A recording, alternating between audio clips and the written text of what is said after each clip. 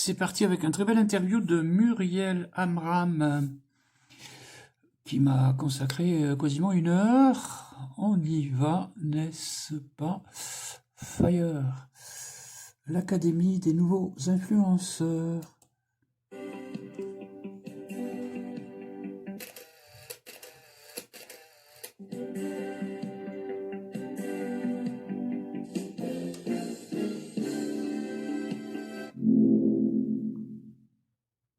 Tac, tac, tac. Eh bien, bonjour Jean-Claude, je suis contente de te recevoir aujourd'hui pour cette interview. Voilà. Et bonjour Muriel, et moi je remercie Muriel Abraham justement pour son travail et son interview, bien sûr. Et voilà. Et donc, toi, tu es actuellement à Chamonix et moi, je suis donc à Sèvres, à côté de Paris. Donc voilà, grâce, comment dire, et pas la technologie, quoi, une nouvelle technologie, hein, c'est quand même chouette, que ça donne la possibilité sur plein de réseaux différents de communiquer les uns avec les autres, et notamment YouTube. Donc, aujourd'hui, l'idée, c'est de présenter Jean-Claude Mettefeu et sa chaîne YouTube qui s'appelle Jean-Claude Mettefeu, également Mettefeu. Et donc, il suffit de taper Mettefeu, juste le nom, et vous arrivez directement sur la chaîne de Jean-Claude Mettefeu, qui est un passionné, en fait, de la montagne. Et donc, il va nous en parler. Il a créé sa chaîne pour partager sa passion, comment dire, ses voyages, ses escalades. Et plus que ça, parce qu'il a fait des longs parcours à pied dans tous les pays du monde. Donc, je vais lui laisser la parole et voilà, vous allez pouvoir découvrir l'histoire de Jean-Claude et comment il vit aujourd'hui sa passion passionnément en la partageant avec nous tous sur sa chaîne YouTube. Voilà, donc Jean-Claude, qu'est-ce que tu peux nous dire par rapport à ta chaîne? Voilà. Alors cette chaîne, elle a été pour moi une joie de la créer parce que j'ai gardé en moi tellement d'émotions. Il faut dire que je me suis mis à l'escalade à peu près à l'âge de mes 20 ans. Donc il y a quand même, par rapport à mon âge actuel, beaucoup d'années en arrière. D'accord. Et ça, au début, j'aime bien parler de ça. Pourquoi? Et parce que tellement j'ai découvert la montagne, j'étais au lycée climatique à Briançon à l'âge de 13 ans, en 5e, c'est là que j'ai appris. D'accord. Donc ça, évidemment, et mes parents, pour mon anniversaire de mes 13 ans, m'avaient offert le livre de Roger Frisson-Roche, Premier de cordée, mondialement connu. Je connais ce livre. Dans lequel une seule de ces photos en noir et blanc, parce que c'était le beau livre de Chertot, où je voyais deux en train de grimper avec une corde entre eux. Et ça a été le déclic dans ma tête. Je me suis dit, j'avais que 13 ans, mais dans ma tête, je me suis dit, plus tard, je serai alpiniste. Hein, j'aurais pu être penser médecin, je ne sais pas quoi. Non, voilà, ça a commencé, le tout début, je pense, ça a commencé de cette façon-là. Et c'est à mes 20 ans, c'est vraiment à grimper le rocher, et en solitaire dès le début. Alors, l'explication d'être en solitaire dès le début, là, on a la nature, si on a une passion d'un seul coup pour la mer, naviguer et tout, tout dépend des choses dans lesquelles commencent ces passions. Oui, le contexte. Personnellement, j'étais très, très décidé de découvrir Chamonix que je n'avais jamais vu de ma vie. Et franchement, Muriel, quand on arrive ici, qu'on voit la voiture et qu'il fait beau, qu'on lève les yeux, qu'on voit le glacier des Bossons sous le Mont Blanc et les aiguilles de Chamonix, franchement, en France, je n'avais jamais rien ressenti d'aussi beau. Donc, voilà, ça a commencé comme ça. Mais comment je vivais ici? Franchement, les premiers étés, parce que l'hiver, j'étais perchman à station de ski, mais pas à Chamonix. Souvent, c'était plutôt les jeunes Chamonix qui étaient embauchés et pas moi. Je ne suis pas né ici, je suis né à Bordeaux. Et donc, je me retrouvais à chaque fois ici, du mois de juin à fin septembre aux premières neiges, mais en camping sauvage, avec quelques heures de travail ou quelques journées à droite à gauche uniquement pour avoir de quoi manger et aller en montagne. Mais c'était au rythme de 40-45 courses en solitaire, niveau, parce qu'en alpinisme, il y a des cotations assez difficiles que je réussissais chaque été en solitaire. Pour en être arrivé à un demi-millier comme ça, bon, après, évidemment, mais franchement, pour tout dire, dans l'endroit où je me situe et où se passe l'interview, il y a plus d'10 d'années que j'y suis. Et avant, j'ai vécu dans un mazo, c'était un mini chalet en bois maintenant c'est un copain et même un ami, mais il était moniteur de ski, il avait sa maison en face. Et le mazo, à l'intérieur, Muriel, il n'y avait pas d'arrivée d'eau. J'ai passé 10 hivers sans chauffage la nuit, sans arriver d'eau. Donc, ça m'a vraiment endurci aussi. Mais bon, c'était un Et choix. oui, Je ne voulais pas mettre à Chamonix des 500-600 euros pour me loger tous les mois. D'abord, je ne les avais pas. Alors, et ouais, c'est ça. c'est comme ça que j'ai ensuite persévéré et que je me suis aperçu que il y a 11 ans en arrière, que je me suis dit, c'est bien beau, j'avais déjà découvert des glaciers tout seul en ski de randonnée ou à pied, même fait des 4000 en Suisse, en Autriche, il n'y a pas de 4000, mais il y a quand même des glaciers, beaucoup de 3000. Et ben, D'accord. j'aimerais bien un peu voir en dehors de notre continent ce que c'est la- l'aventure. Alors, aussi bien à travers le voyage proprement dit, sans forcément faire un sommet, mais maintenant, Mhm. il paraît que depuis 2011, 2013, au mois de décembre, je suis parti au Maroc. Bon, j'ai réussi à gravir le. C'était pas D'accord. encore. J'y suis allé 3 fois depuis, mais je compte tous les pays Qu'est-ce que, différents. J'en suis à qu'est-ce que tu as gravi au Maroc?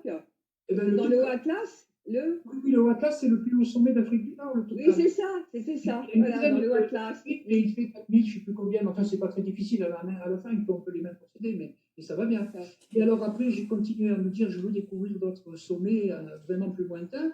Bon, Dans le alors le monde? premier 5000 mètres de ma vie, il a été en Amérique du Sud, en Équateur.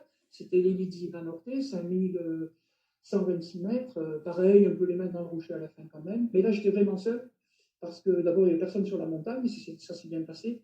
Et après, il y en a, ce même été 2015, je suis monté à 5000 mètres tout seul dans la Cordillère Blanche au Pérou.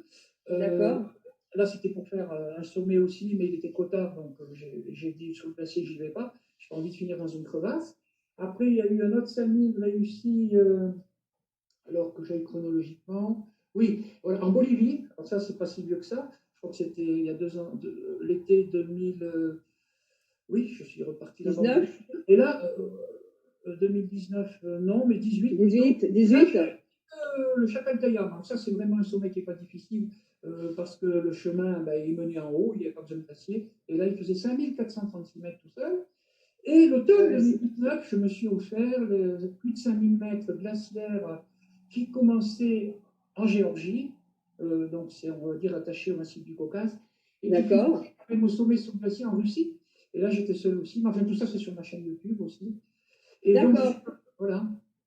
En fait, sur ta chaîne YouTube, tu partages des Partage. vidéos carrément Je de réfléchis. de tes escalades, quoi. Enfin, de Oui, voilà, je réfléchis ouais, sur les différentes. Mm. sur les différents pays à chaque fois, même si ce n'est pas lié à la montagne. J'ai Eh été oui, donc en septembre 2000, en septembre 2020, donc l'an dernier, j'ai quand même été 15 jours au Mexique.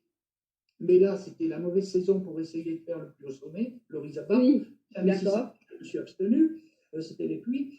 Ça, c'était en septembre 2020. En octobre 2020, je suis parti découvrir euh, les Canaries. Donc là, c'était pas en rapport avec la montagne. Hein. Et en décembre 2020, j'ai réussi à aller aux Baléares. J'ai passé 15 jours et randonné quand même dans la Serra Tramontana, ils appellent ça. Ça vient de la Tramontane qui souffle aussi chez nous.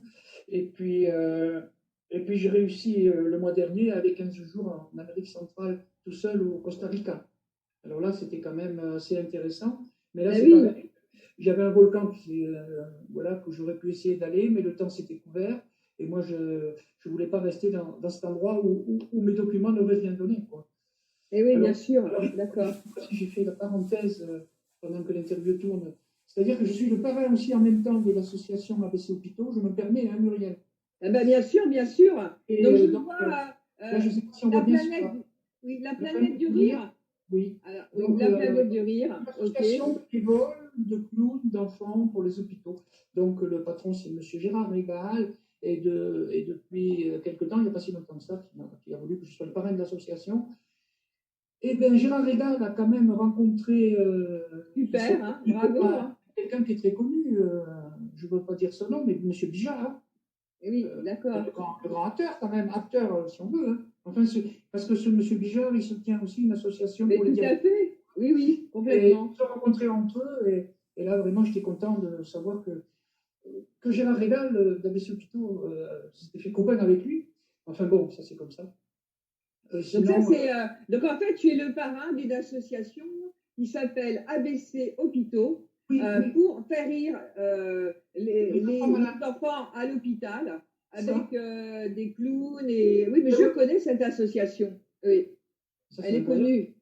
Oui, alors ben, évidemment, il fait aussi des DVD. Là, je crois que je montre le dernier qu'il a fait. Et puis ces DVD, il les distribue, donc il les distribue au fur et à mesure de ce qu'il fait dans ses hôpitaux, quoi. Oui, oui, oui, tout à Et fait. tour de Et magie. Oui, il y a des tours de magie aussi, parce qu'en fait, c'est ça. ben voilà, ça se fait dans les hôpitaux de Paris et les AP-HP comme Necker ou d'autres, Voilà. qui est l'hôpital des enfants malades. Voilà, il y a un département Et pour les cancéreux. Mm. il avait même passé un mois en faisant ça, mais au Liban. Alors, mais il y a longtemps, enfin, il y a quelques années. Parce que, Ah oui, il y a 20 ans. Ouais, mais il aurait pu intervenir récemment aussi, quoi, vu ce qui s'est oui, oui, passé. oui. Mais c'est vrai que. Ouais. Eh ouais, ok. Mm. Bon, bah J'ai ça, un- c'est bien, quoi. Effectivement, tu fais bien d'en parler pour ceux qui. Ben, moi, j'ai peur parce que à chaque fois que je vais maintenant dans mes voyages au loin, ou pas forcément au loin. Ah oui, ce que je voulais là, c'est pas une parenthèse, c'est même important pour moi de dire ça, Muriel, c'est que mon but, ça, quand même, c'est en solitaire d'arriver de plus en plus à des sommets tout seul, mais de plus en plus haut. Et donc maintenant, j'essaye le prochain voyage, parce que là, ils nous ont bloqués en UE, mais dès qu'on est débloqué, j'essaye d'aller au Chili. Donc, ça sera D'accord. au mois de mai pour un 6000 mètres en solitaire ou deux. Ah Et, oui. et oui, Comment et il alors, s'appelle le sommet le plus haut au Chili? J'ai oublié le ah nom. non, alors c'est pas le Chili, en réalité, le plus haut en Amérique du Sud et par rapport Ah à oui, l'Amérique du c'est. Nord, c'est la Concagua. Eh ouais, c'est La ça, Concagua. c'est ça. Alors, le Concagua, il fait presque 7000 mètres, il en fait 6960, mais il est en Argentine. Eh ouais, c'est Un ça. peu le malheur de cette ascension, franchement, depuis peu, il demande une autorisation qui arrive à 700 € uniquement pour avoir le droit d'aller en haut. Alors, moi, c'est des trucs, j'ai Ah pas ouais, donné c'est des sommes dingue à ça. donner. Parce qu'au mois de mars, l'an dernier, j'ai un billet qui n'est encore pas remboursé de 1000 €. Je pensais réussir un 6000 mètres en Bolivie, Luyana Potosi. Et à cause du Covid, tout ça a capoté. Le premier avion m'a volé. Et après, tous les autres n'ont pas volé. Et j'attends toujours un centime de remboursement. Ah oui? Alors, ouais, oui, ils sont pas tellement. Enfin, c'est pas à dire dans l'interview, mais Oui. bon. Non, non, non, non, mais de toute façon, on laisse tomber. Ok, ok. Donc, en fait, tu es aujourd'hui alpiniste. Tu fais, comment dire, les grandes, enfin, escalades jusqu'au sommet les plus hauts, quoi, disons, Ben, presque 6000 mètres. Presque ah, 6000 non, mais mètres. pour l'instant, oui, je suis arrivé à 5500 mètres quasiment Et déjà. Mais voilà. C'est mon but, déjà énorme. si Voilà. je Et ton but, c'est d'aller plus haut. C'est d'aller oui, encore plus haut. Oui. oui, si j'arrive à faire un 6000 ou deux, donc j'allais dire au Chili, hein, mais là, sans payer pour avoir le droit d'y aller, ben, j'essaierai certainement d'aller faire le pic Lénine, qui est là un grand glacier tout seul, mais qui culmine à 7135 mètres. Donc ça, c'est un Voilà. projet. Si ce n'est pas cette année, ça sera pour 2022. Et Et alors, dis après, donc, mon grand rêve serait d'arriver sur un 8000 en solitaire, mais là, évidemment, en Himalaya, les autorisations sont payantes et pas données, et surtout, elles prennent du temps. Mais ça sera et en me ouais, faisant. mais tu pourrais, au travers de ta chaîne, en fait, tu es quelque part ce qu'on appelle un héros des temps modernes. Enfin, en tout cas, c'est devenu ta passion et tu franchis des sommets très hauts. Voilà, je sais pas, c'est comme quelqu'un qui peut traverser à la nage, je sais pas combien de kilomètres en mer ou en océan, ou des personnes qui font des traversées en voilier. Bah toi, c'est la montagne et quelque part, tu pourrais très bien, au travers de ta chaîne, donc ou au travers, je sais pas si tu peux le faire. Créer une sorte de bourse ou un endroit où les gens pourraient t'aider en participant Oui, pour que tu puisses, par exemple, faire l'Himalaya. Je ne sais pas si tu oui. l'as déjà fait, ça, ce genre Dans d'action. l'Himalaya, je n'ai pas encore été, mais c'est au programme, justement, parce que tous les 8000 sont en Himalaya. De toute façon. Non, mais quand tu dois payer 700 €, je ne sais pas combien pour le faire, eh bien faire une sorte de bourse sur le net, parce qu'il y a plein de moyens, tout ça pour les cadeaux en commun, etc. Et puis Oui. lancer en fait un appel de fonds pour te permettre d'aller réaliser ton rêve, par exemple, tu vois. Oui. Je n'ai Et pas vraiment osé lancer ça verbalement, personnellement, sous forme de vidéo sur YouTube, mais je crois que ben, je profite de l'interview si des gens le voient, l'entendent et ils sont sensibles, en te remerciant d'avance aussi, de, ben, de me contacter tout bonnement, tout simplement. Il n'y a pas de Et souci. oui, et oui, et tu pourrais peut-être créer, je sais pas comment, je me rappelle plus des noms, mais je sais qu'il y a des possibilités de créer ce genre de choses pour faire un appel à dons. Enfin voilà, en fait, ça peut aller vite. Hein. Voilà, ça peut aller vite pour aller à un endroit où tu es bloqué financièrement parce qu'apparemment, c'est ton métier aujourd'hui. Tu fais rien d'autre pour gagner ta vie, quoi. Voilà. Je rêve d'en vivre. Je dirais que j'en vis, ben, ça ne serait pas la vérité. Bon, Bah oui, maintenant, mes livres, je fais ce que je peux, mais ce sont que des livres de photos qu'il faut préciser aussi, comme je le disais tout à l'heure avant l'interview. d'accord. Je suis à la fois avec une cinquantaine de livres en papier depuis que je commence à faire mes grands voyages et avec de la montagne dedans en plus. J'en ai une cinquantaine sur Bookelis. Alors, www.bookelis.com. Bookelis, c'est B2OKELIS.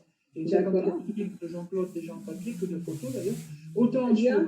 Autant sur The Book Edition, il y en a autant Mais aussi. ouais, Il y d'accord. en a une quinzaine chez Bod, alors BOD, ils sont à Paris, Bod Édition, BOD.édition.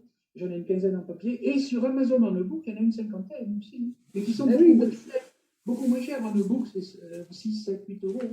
d'accord, ok, ouais, c'est pas très cher. Effectivement, pour des bouquins, en fait, où il y a des belles photos de tes voyages, de tes expéditions. Je prends une seconde pour montrer un de mes plus beaux livres actuellement que j'ai là. Vas-y, oui, Ouais. tout à fait. Oui, oui, c'est intéressant. Vas-y. C'est bien.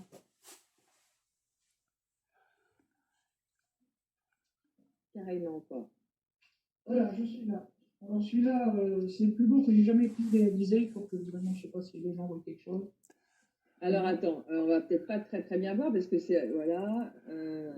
Alors là, on voit juste. On sait un peu trop, mais vas-y. Enfin, voilà, un Il est mot en blanc. papier glacé. On voit mon D'accord. livre de verre à 4000 mètres de 45 kg installé à 4000 mètres sous le Mont Blanc de mon deuxième D'accord. séjour qui m'a fait passer à Nice TV Azur, à Télé Grenoble, à la Télé. Alors, vas-y, ouvre un petit peu qu'on voit comment Oui, alors, c'est. C'est vrai que c'est un peu flou vers le haut. comme ça, Donc, je pense que ce serait mieux. Mais c'est bon, c'est un livre. merveilleux Alors, livre vas-y. le plus beau que j'ai pu faire. Alors, attends, parce que l'image, elle est floue. Alors, tac, vas-y. Ah ouais, on voit quand même qu'il y a des belles photos prises en altitude. Le livre, ça ne fait pas que des photos. C'est en papier glacé, d'accord. Oui, en papier glacé. Alors, le petit malheur, entre parenthèses, c'est que il faut prendre des photos, des photos de montagne, bien sûr, mais Il y a combien de pages, en fait, ce livre, par exemple? Et il était fait avec Pixalib, qui était une boîte à Nice. Mais cette boîte, malheureusement, a fermé. Et D'accord. ce livre, je ne sais pas comment dire, mais je ne sais pas si c'est pas plus mal comme ça. Ouais, parce qu'en fait, là, ça va un peu vite et quand c'est prêt, du coup, c'est un peu flou. Hein. Ouais. Loin, je ne sais pas si c'est mieux que près. Bon, de toute façon, on voit qu'il y a des belles photos. Je veux dire, on imagine, on voit, voilà. Mont Blanc de l'été 2019, dont trois étaient faits avec des copains. Voilà, ça c'est des photos. Et donc ça c'est bien parce que pour ceux qui adorent les photos de montagne, il y a pas mal de livres qui sont comment dire à la Fnac mais là toi avec toi on a la possibilité d'avoir déjà comment dire une cinquantaine au moins de bouquins chez différents éditeurs en ligne que ça qui sont en vente à l'heure où on parle. Hein. Ouais, e-books, Bookaz, Bod et aussi Amazon. Voilà. Amazon en e-book, oui. Ok.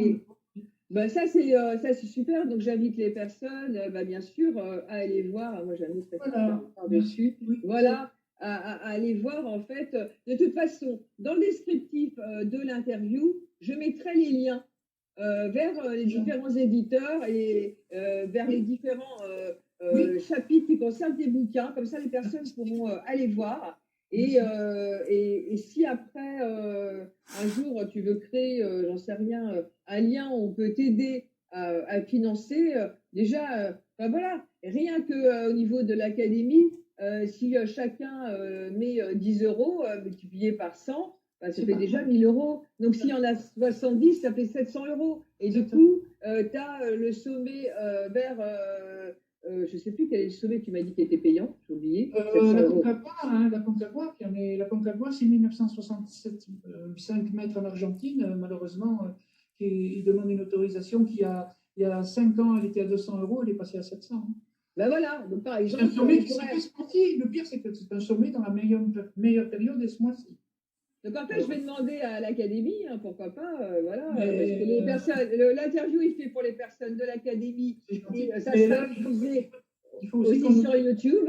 Je leur demanderai, pourquoi pas, je vais créer en tant que community manager, quand je vais animer la communauté, je vais peut-être demander si chacun peut mettre 10 euros. Et voilà, s'il y en a 50, c'est toujours tout ça de prix. Et ça aussi, comment Alors, de dire, toute façon, je suis comme ça. Tu sais quoi, Muriel? Si j'avais une somme qui dépassait les 500 euros, dès qu'on nous laisse sortir de l'UE, puisqu'actuellement ce n'est pas le cas pour aller au Chili, je sais qu'au Chili, il y a beaucoup de 6000 mètres. Même dans les médias, même à n'importe quelle période de l'année, on peut les gravir. Je sais que les sauts que je récolterais, ça serait pour aller au Chili, faire un sommet que je n'ai pas à payer pour l'atteindre, c'est-à-dire sur place, sans autorisation. Et déjà, ça, je sais quoi faire. Il y a l'Ossagand, il y en a d'autres, hein, l'Ossagand, etc. Oui, ça, il y en a d'autres. Mais pour l'instant, ma nature n'aime pas payer pour avoir le droit de, je ne sais pas, traverser un océan ou gravir une Et montagne. oui, c'est vrai que c'est complètement incroyable parce que ça fait partie de la nature. Et si on commence à faire payer pour aller dans un endroit, c'est vrai que c'est complètement débile. Non. Par contre, participer pour que tu puisses faire un sommet de tes rêves, oui, là c'est assez chouette. Voilà. Oui. Mais je sais que je ne mettrai pas les sous grâce à des dons pour payer une autorisation. Je choisirai des sommets où je ne paye pas pour les dons. Voilà, c'est bien ce que j'ai compris. Donc, dans en les fait, médias, il n'y a qu'à aller au Chili pour des 6000 mètres. Et là, j'ai juste le voyage. Et oui, c'est ça. Et ça permet de participer voilà, au voyage, par exemple, pour le Chili. Merci d'avance à tous ceux qui font un geste dans ce sens. Oui. Et oui, voilà. Et moi, je vais m'en occuper. Je vais m'en occuper pour toi. Voilà, parce que c'est ça aussi, comment dire, pour moi, qui donne du sens à une communauté collaborative. C'est le fait de s'entraider. J'ai pas osé, Muriel, l'expliquer, ça, sur l'académie. Mais si dans l'académie, voilà, des gens sont intéressés pour aller avec moi en montagne, bon, ils ont quand même me contacté aussi. Hein. Et oui, le Mont Blanc, j'y ai fait 2 séjours de 27 jours, c'est pas rien. On n'est pas nombreux, je crois que je suis le seul à avoir vécu ça.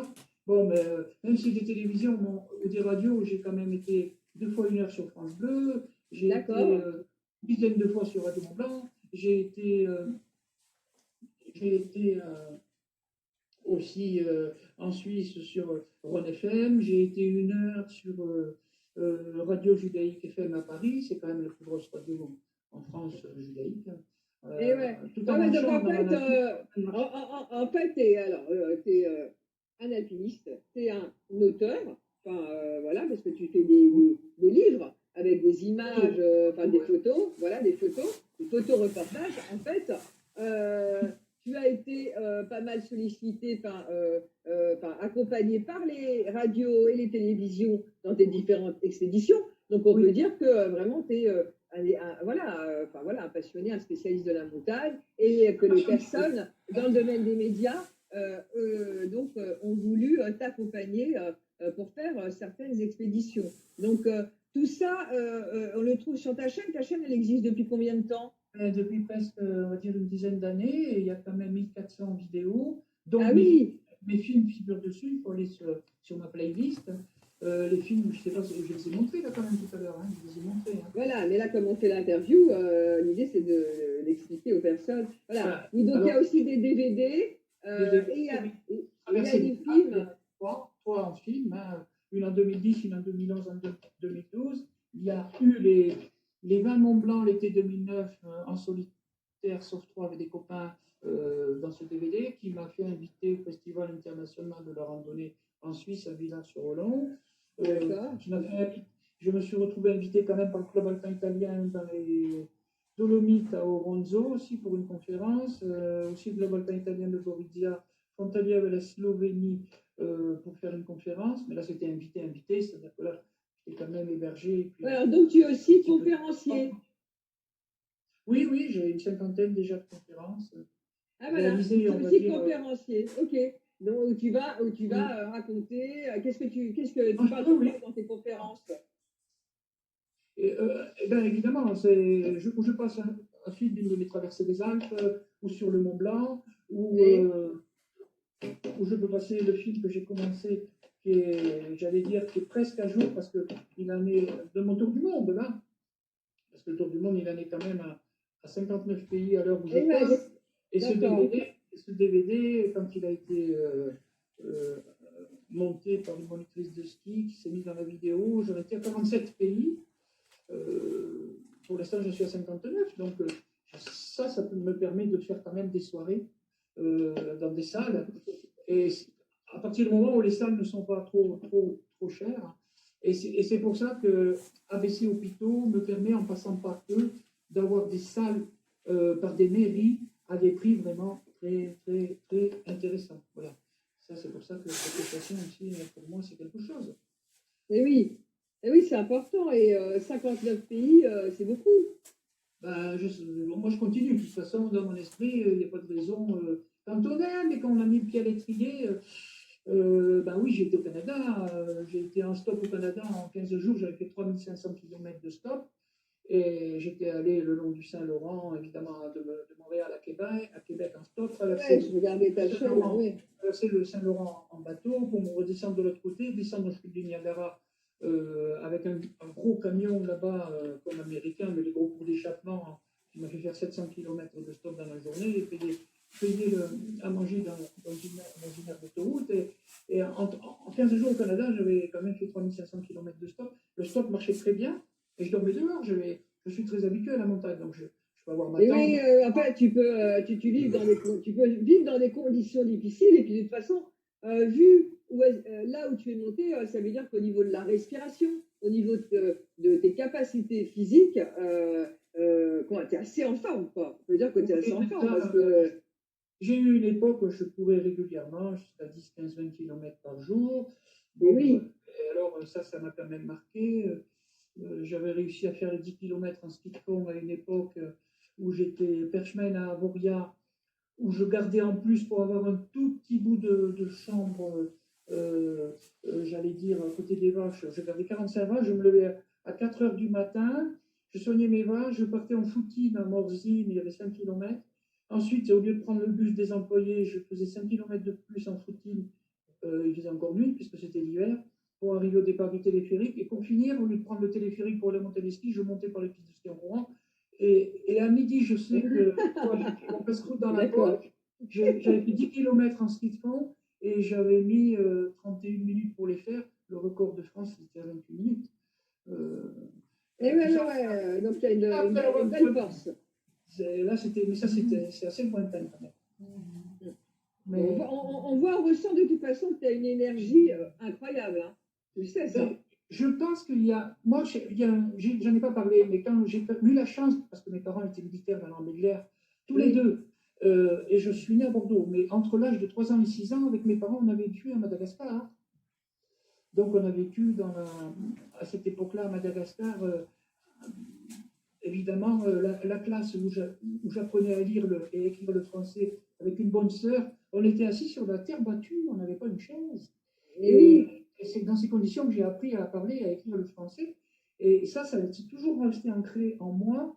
Et c'est quand je suis revenu à l'âge de 6 ans en France et donc en Europe, que quand il y avait une maîtresse qui me disait la veste, c'est toujours le même porte-manteau. Si vous voulez aller aux toilettes, il faut lever le doigt. Ben, là-bas à Madagascar, c'était pas comme ça. Quoi. Donc, oui. Et les feux rouges, je ne connaissais pas là-bas.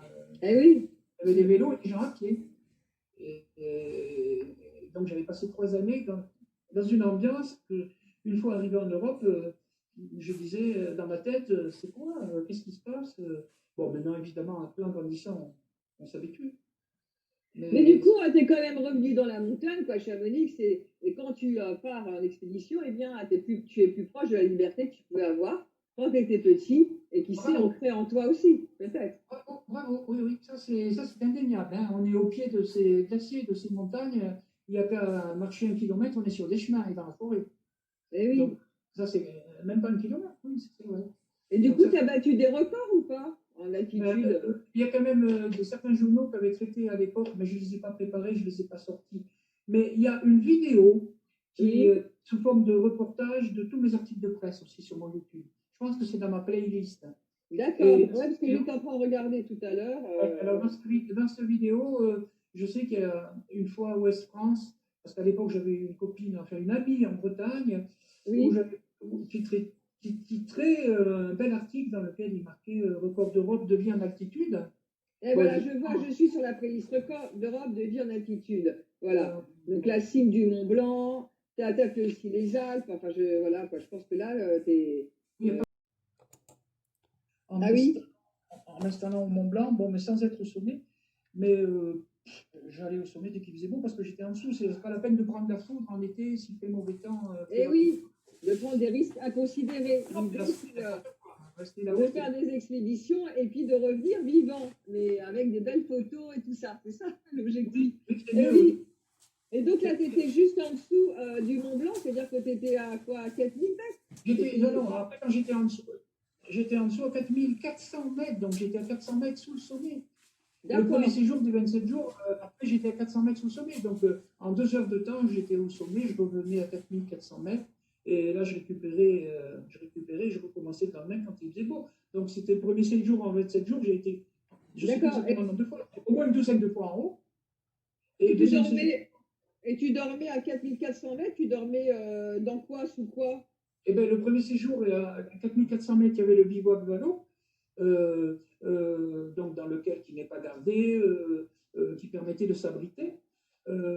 C'est quoi comme bivouac, t'as dit? C'est une marque que t'as dit, le bivouac? Non, le bivouac s'appelle Vano, V-A-2-L-O-T. D'accord.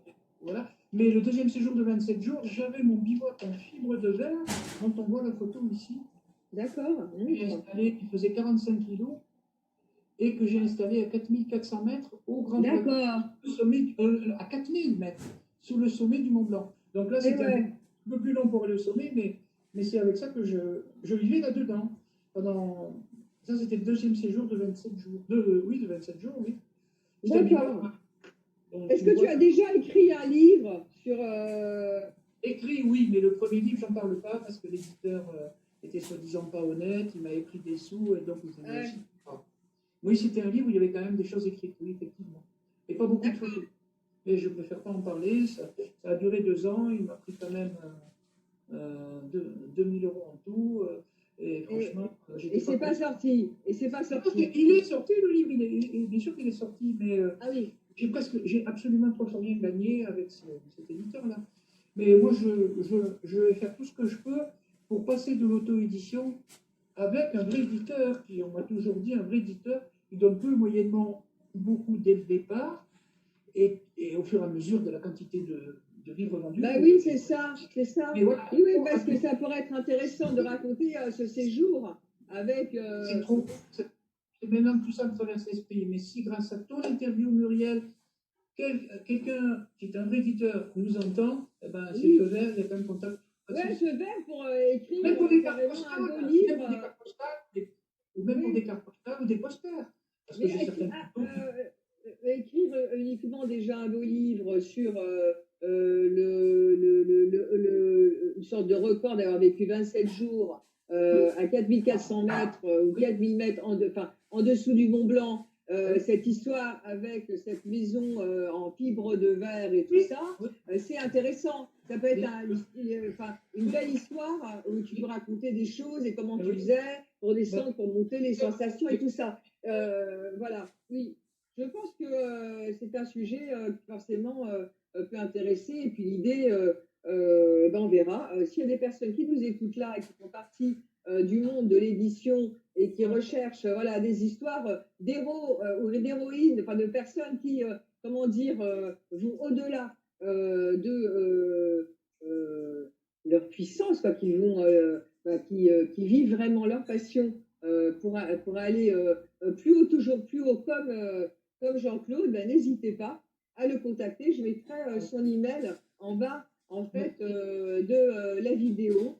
Et aussi, abonnez-vous pour, comment dire, eh bien, voyager avec lui et suivre, en fait, toutes les expéditions que tu as pu faire, quoi. Parce que, comme tu disais, il y a des ascensions, mais il y a aussi des moments où tu as filmé quand tu marchais. J'imagine que tu as fait des kilomètres aussi dans différents pays. en 2009, entre Nice et Venise, il y avait plus de 1000 km à pied quand même. Hein.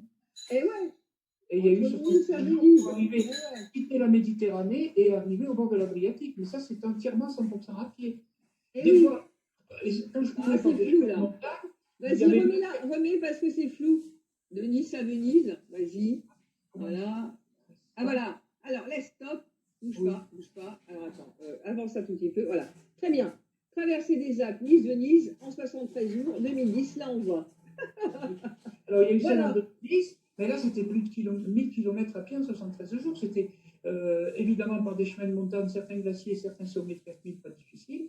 Et je n'ai pas compté le nombre de cols. Les refuges, j'étais Oui, pas c'est riche. impressionnant. Les refuges de montagne, j'étais pas riche, j'y buvais un café, mais j'allais bivouaquer. J'étais en autonomie, je dormais à la belle étoile. Et J'avais ouais. pris une tente en quittant Nice, mais au bout de quelques jours, je ne trouvais pas d'eau dans les rivières et les ruisseaux de montagne. Donc, je devais porter trop d'eau dès que j'en trouvais à chaque fois, 3 kilos par jour. Et j'ai donc renvoyé ma tente que pendant une semaine j'ai gardée pour continuer entièrement à pied en dormant dehors à la belle étoile, c'est-à-dire avec mon matelas mousse dessous et mon sac de couchage. Et tout le reste de la traversée en 2010, ça a été comme ça. Ça a été la même chose pour la traversée de 2011 entre Nice et le Triglav en Slovénie. Donc là, c'est pareil, j'ai refait un film hein, en 2011, voilà. Là, ça a été en 90 jours quand même. En solitaire aussi, la personne m'a accompagné. Et en D'accord. 2010, j'étais seul. En 2010, oui, à Nice et Venise, j'étais seul aussi. Et, Ok. et j'ai recommencé en 2012 pour une autre traversée en solitaire, mais de Monaco à la Civetta, qui est le sommet des Dolomites. Alors ça, c'est Et ouais, les Dolomites. toujours la solitude, le rapport avec la nature, entre sa nature et la nature des éléments. Les éléments rocheux, montagneux, hein, et même glaciaires. Et c'est cet amour que j'ai depuis longtemps que j'essaye d'élever au plus possible, parce que mon but, franchement, Muriel, c'est d'arriver à continuer dans ce sens-là, en arrivant à réussir seul. Mais ce n'est pas une obligation seul, mais enfin, des sommets de plus en plus hauts. Et oui, j'ai compris. Ton rêve le plus fou, c'est d'aller encore plus haut, voilà, et prochainement 6000 mètres, 6002, voilà. C'est de partager, voilà, ton amour et ta passion de la montagne au travers de toutes les vidéos qu'on peut trouver sur ta chaîne. Il y en a 1400, voilà. Oui. Une chaîne qui a vu le jour à peu près en 2013, enfin quand tu as commencé à décider Oh de non, non, partager non, ou avant. Oui, Ah, oui, avant, 2008, je pense. 2008, ouais, même, voilà. Et en tout cas, c'est à partir d'un certain moment que tu t'es dit, bah, je vais aller plus loin que la France. Et aujourd'hui, tu en es à 59 pays. Donc, franchement, voilà, à tous ceux qui nous écoutent, si vous avez envie de voyager avec Jean-Claude, de mettre des commentaires aussi sur les vidéos que vous pouvez regarder, je pense que ça lui fera un grand plaisir parce Oui. qu'il fait vraiment ça avec le cœur. Et Oui. voilà. S'il Mais filme, c'est très bien dit, parce que je pense que le cœur donne de la force aux jambes. Quand on a voilà. une passion, eh ben, la force qu'on a à travers ses yeux, à travers de voir l'océan, la mer. Hier, je regardais un truc formidable, c'était deux gars qui sont marins, deux frères, un petit village dans les Landes, qui ont traversé avec une petite pirogue, un balancier, en 27 jours, comme mes séjours au Mont Blanc. Et c'est hier que je leur ai envoyé mon bravo sur leur truc YouTube, mais qu'on traversait l'Atlantique sans, oui. sans aucun équipement technologique, donc avec des étoiles. Et ben, c'est des choses dans la vie pour moi qui pèsent, qui sont les plus belles et qui ont le plus de poids et qui laissent le plus de sensations au moment où on les vit, mais aussi après. Et c'est quand même ça qui est le plus fort. Si je sens que je me mets en route pour un projet, je sais, oh, ça va être formidable sur le coup, puis le lendemain, ben voilà, hein, il reste plus grand-chose. Bon, c'est mieux que rester chez soi, c'est vrai. Mais c'est vrai que depuis une dizaine d'années, les voyages, les sommets de plus en plus hauts, c'est des choses qui font beaucoup d'émotions hein, en soi, hein, et qui donnent beaucoup d'envie, autant au niveau émotionnel, de les partager. Alors évidemment, il y a les livres, mais les livres, on ne voit pas les gens qui les achètent. Je dirais franchement que l'auto-édition, personnellement. Mais oui, tandis qu'avec YouTube, grâce à YouTube, tu peux avoir les personnes qui interagissent avec toi. Parce qu'en fait, les vidéos, tu les filmes dans la foulée. J'ai vu, hein, moi, dernièrement. Tu filmes quand tu y es, quand tu es sur place. Donc les personnes sont là avec toi. Voilà, moi, je ne peux pas citer de nom, mais j'ai un ami qui a été sur un des pôles, enfin, voilà, qui est revenu, il a écrit un livre, etc.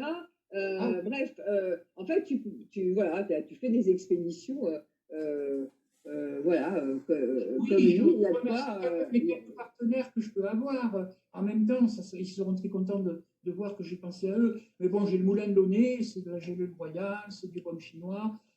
Bon, c'est des produits que j'ai quand je veux en avoir sans les payer. Donc, merci à René Potasson, le directeur, le moulin de Launay. J'ai figuré dans leur catalogue un certain temps. Je remercie dans l'immédiat maintenant Vital Plus. Jenny Longo travaillait pour Vital Plus. Et ça fait 10 ans qu'ils me donnent des gélules un peu pour n'importe quoi. Hein. Ça peut Et être ouais, pour mais la ça, drogue, c'est bien. Des mais compléments pour alimentaires, quoi. l'interview, parce que c'est grâce à toi, Muriel, et cette chaîne qui existe là, et cette interview aujourd'hui, que ces gens-là seront contents de voir que j'ai cette pensée envers eux, Vital Plus, encore une fois. Mais ils savent quand même me récompenser, puisque j'ai une grosse boîte et que même si je n'ai pas de financement, j'ai toujours des produits depuis plus de 10 ans quand j'en veux, qui valent cher. Je vais remercier les bonnets, gants et Level en Italie. C'est une grosse boîte parce qu'il était quand même Oui. champion de ski dans l'équipe de France, l'équipe de ski italienne, le patron. Et, et en Italie, il m'a pris un stop. J'avais un article de presse intéressant. Il m'a dit: je t'amène à l'usine, je te donne des gants et des bonnets. Et ça fait presque 15 ans qu'on se connaît, qu'on se voit une fois par an. Et il me redonne des produits Level, Level, voilà, en Italie. Je vais C'est passer génial. aux voyageurs. Les voyageurs, c'est des lyophilisés pour manger. Voyageurs, Falière Nutrition. Bon, je profite de cette interview qu'ils vont recevoir quand il sera monté, pour leur dire que j'ai pensé à eux, de les remercier, qu'ils me donnent des produits aussi pour ça. Bon, tout ça, ce sont des maisons que j'apprécie. Euh, bon, récemment, il y a aussi une autre qui s'appelle Vitravia l'été dernier. Mais ce que je veux C'est dire, c'est que de la solidarité, hein. Il y a toute une que chaîne derrière toi, en fait. oui, depuis 88, j'ai eu des maisons et des boîtes qui m'aident. Bon, si je devais faire le bilan financier, il est quasiment, on va dire, entre guillemets, très ras des pâquerettes. Donc, j'ai pas pu compter sur de l'argent, mais j'ai pu compter sur des sacs à dos, des vêtements. J'ai été Et oui, testeur. mais ça, c'est de l'argent, en fait. Hein. C'est de l'argent. Ouais, Hein. c'est On l'argent. pourrait très bien troquer aujourd'hui au lieu d'acheter. Hein. Alors, Donc voilà. je rêve d'un paradis où les gens auront chacun des goûts différents, certes, c'est naturel et c'est pas une maladie, mais où tout se passera comme ça. Je suis très croyant, je m'étais mis à étudier l'hébreu, j'ai été 2 fois en Israël, une fois pour la Jordanie, une fois pour Jérusalem, et, Mm. euh, et je me dis qu'entre êtres humains, si on arrive, il y a plus de bonheur à donner qu'à recevoir. Hein. Maintenant, j'allais dire, il faut s'en persuader au fond de soi et essayer d'évoluer avec ça en même temps, comme esprit, comme raisonnement. Bon, maintenant, Complètement. Et ouais, maintenant, ça existe déjà. Il y a déjà des villes où on peut troquer un service contre un autre, des choses. Moi, je suis, bref, j'interviens un peu dans l'économie sociale et solidaire à côté, voilà. Donc, j'en dirai pas plus. Mais voilà, il y a des possibilités d'aller plus loin et de donner la possibilité à des personnes de vivre sans argent. Et c'est une autre forme de monnaie, voilà. Et ça se met en place dans la région parisienne. Donc ça se met en place forcément dans des communes en France. Et c'est vrai que c'est que de l'amour, quoi. Et en fait, derrière toi, il y a toute une des fois, chaîne. il n'y a rien d'autre qui existe finalement que l'amour. Ou alors, en même temps qu'on s'imagine qu'il y a autre chose qui existe, j'ai pas de paroles qui viennent ni à mon esprit, ni vocalement pour continuer une phrase. Je vois rien. Ce Oui, qui, ce qui me convainc qu'effectivement, de toute façon, si on n'est pas par amour, on est par quoi de la part de son père et de sa mère. Bon, à part oui. les gens qui se font inséminer, je ne sais pas ce qu'ils appellent artificiellement pour procréer, mais bon. Mais Mais sinon, même eux, quand ils arrivent derrière, quand on est sur Terre, comment on peut s'imaginer qu'on peut résumer la vie à, à des bouts de papier dans les mains, à de l'argent ou à des pièces de monnaie? ah ben non, mais ça, c'est, disons que si on vit comme ça, on passe à côté peut-être de l'essentiel, quoi, voilà.